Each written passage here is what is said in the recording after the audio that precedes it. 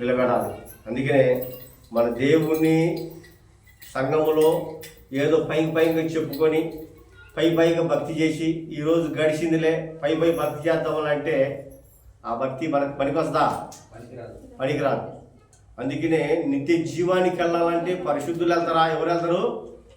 అతి పరిశుద్ధులు మాత్రమే వెళ్ళగలరు. అందుకని అతి పరిశుద్ధత మనకేం కావాలి? ఉండాలా వద్దా? అతి పరిశుద్ధత కావాలి అంటే ప్రార్థన జీవితం ఉండాలి. ఏంది? దేవుడు అంటే విశ్వాసమే కాదు, ప్రార్థన జీవితం ఉండాలి. విశ్వాసం ఉన్న వాళ్ళు చాలా మంది ఉంటారు. విశ్వాసం వేరు, ప్రార్థన జీవితం వేరు, భక్తి వేరు. అందుకనే అలాంటి భక్తి ఉన్న వారికి దేవుని రాజ్యం. అవునా కాదా?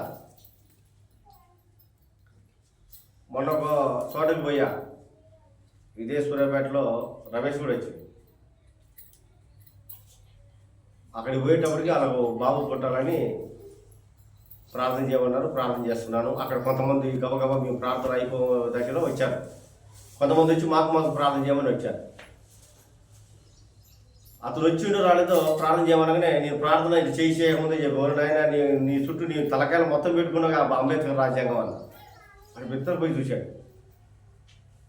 ఏంది అని? అంబేద్కర్ రాజ్యాంగము అంటే నీ నరంలో ఉంది అని చెప్పా.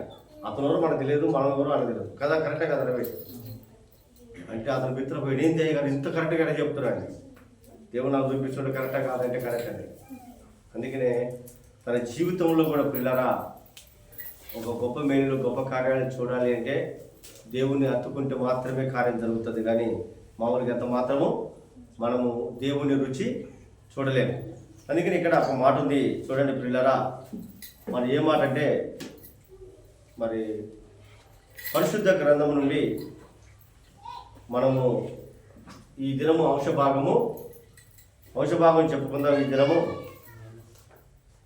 మహిమ. ఏం పేరుంది? మహిమ అని. అంటే ఏ మహిమ? దేవుని మహిమను మనం చూద్దాం. ఏ మహిమ? దేవుని మహిమ. ఏంటి మహిమ అంటే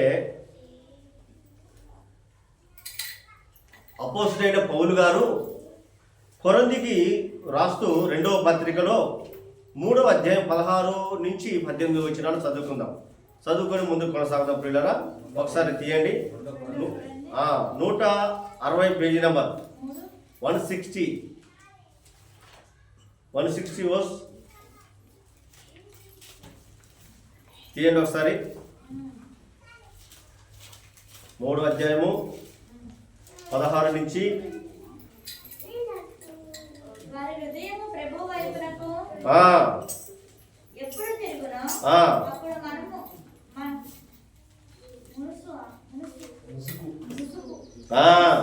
అప్పుడు ముసుగు తీయవేయబడును. 3వ అధ్యాయం 16 వచనములుగా ఏమన్నది? వారి హృదయము ప్రభు వైపుకు ఎప్పుడు తిరుగునా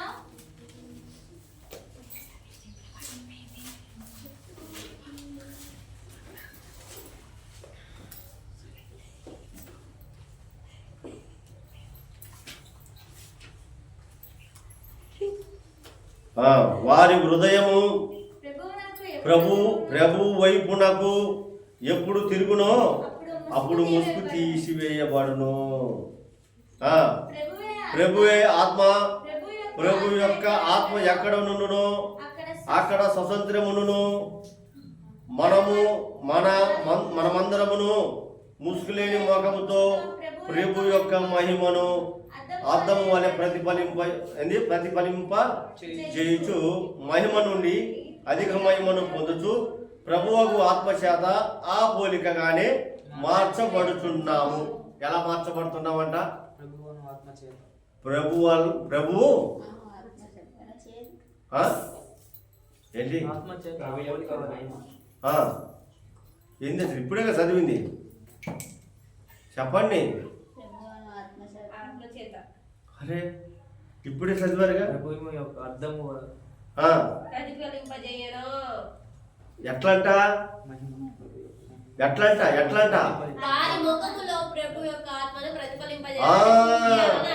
అరే ఇది కదా నేను అడుగుతుంది.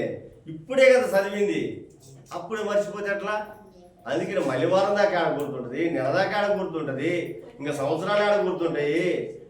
మందిరం నుంచి అడుగు బయట పెట్టగానే ఈ చెవుతో ఈ చెవుతో వదిలేస్తారంటారు కూడా ఆ టైం అయిపోతుంది.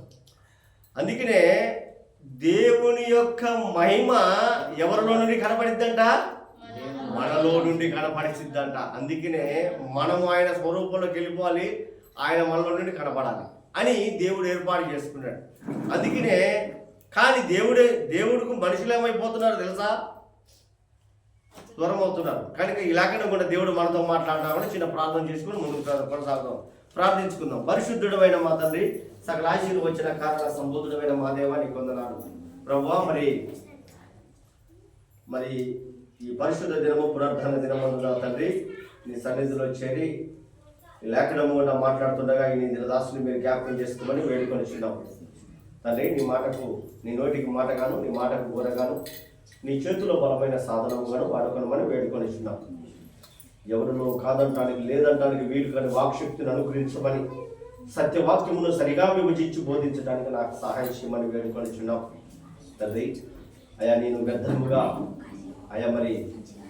వ్యర్థముగా మాట్లాడి బోధించిన ఎడల నేను తొలగి నిబడిన దారి మళ్ళించి వాడిగా ఉన్నాను. ఆ దుస్థితి నీ దాసునికి అన్నిటికీ నీ కలగకుండా గాక ప్రభు. నీ తిరునైన మార్గంలో నీ బిడ్డలు నడిపించలాగున తగు వివేకమును తగు జ్ఞానమును నాలో నింపి అయ్యా నీ ఉపకారాత్మ తోడించి చక్కగా నిలబెట్టి వాడుకోమని వేడుకొనిస్తున్నాం. ఆనాడు పౌరులు ప్రకటిస్తున్న హృదయం తెరవబడినట్టు ఈనాడు ప్రభు నీ పిల్లలతో ఈ నీ దినదాసులు మాట్లాడబోతుండగా నీ పిల్లల హృదయాలు తెరచి వాక్యమైన విత్తనం వారి హృదయాలు నూరంతులు, ఉపదంతులు, 60 నూరంతులుగా ఫలించడానికి సహాయం చేయమని నజరేయుడైన యేసు నామములో ప్రార్థన చేసి వేడుకొనిచున్నాము తండ్రి. ఆమేన్, ఆమేన్, ఆమేన్, ఆమేన్. కనుక ప్రియులారా మరి నిజముగా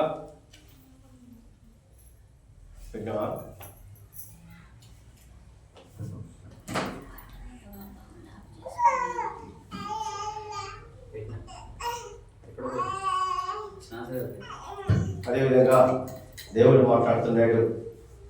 ఏ విధంగా అంటే చూడండి ప్రియులారా, మహిమ వారి హృదయాలు ఎక్కడంట? కావున మరొకసారి చదవండి. వారి హృదయము ప్రభు వైపున ఎప్పుడు తిరుగునో అప్పుడు ముసుగు తీసివేయబడును. ప్రభు యొక్క ఆత్మ ఎక్కడ ఉండునో అక్కడ స్వతంత్రం ఉండును. మనమందరము ముసుగులేని ముఖముతో ప్రభు యొక్క మహిమను అద్దము వలె ప్రతిఫలింపజేయుచు మహిమ నుండి అధిక మహిమను పొందుతూ ప్రభు యొక్క ఆత్మ చేత ఆ పోలికగానే మార్చబడి ఉన్నాము. అవునా కదా? ఏ పోలికగా మార్చబడి ఉన్నాము? దేవుని పోలికగానే మనం మార్చబడి ఉన్నాము. అయితే అవ్వాదం ఎక్కడున్నారండి బ్రదర్? అవ్వాదం ఎక్కడున్నారు? ఏదేడు తోటలో ఉన్నారా లేదా? మరి దేవుని పోలికలో మనం నిర్మించబడ్డప్పుడు, దేవుని పోలికలో మనం ఉండినప్పుడు మరి దేవుని పోలికలో ఉన్నప్పుడు దేవుణ్ణి మర్చామా? దేవుడు మనల్ని మర్చాడు. ఆజ్ఞను అతిక్రమణ జరిగిందా? అందుకనే దేవుడు చెప్పిన మాటకు మనము అవిధేయులమై సాతాను మాటకు లోబడి మనం మహిమను కోల్పోవాల్సి వచ్చింది మనుషుడు.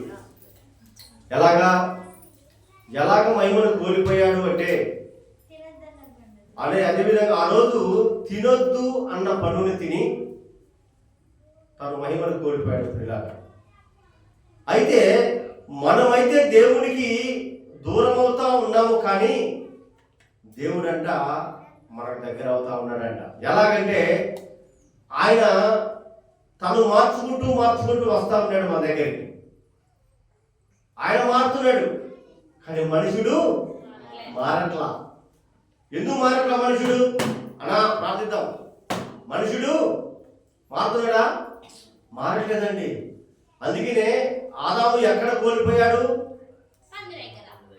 పండు వద్దన్న పండు తిని కోల్పోయాడు.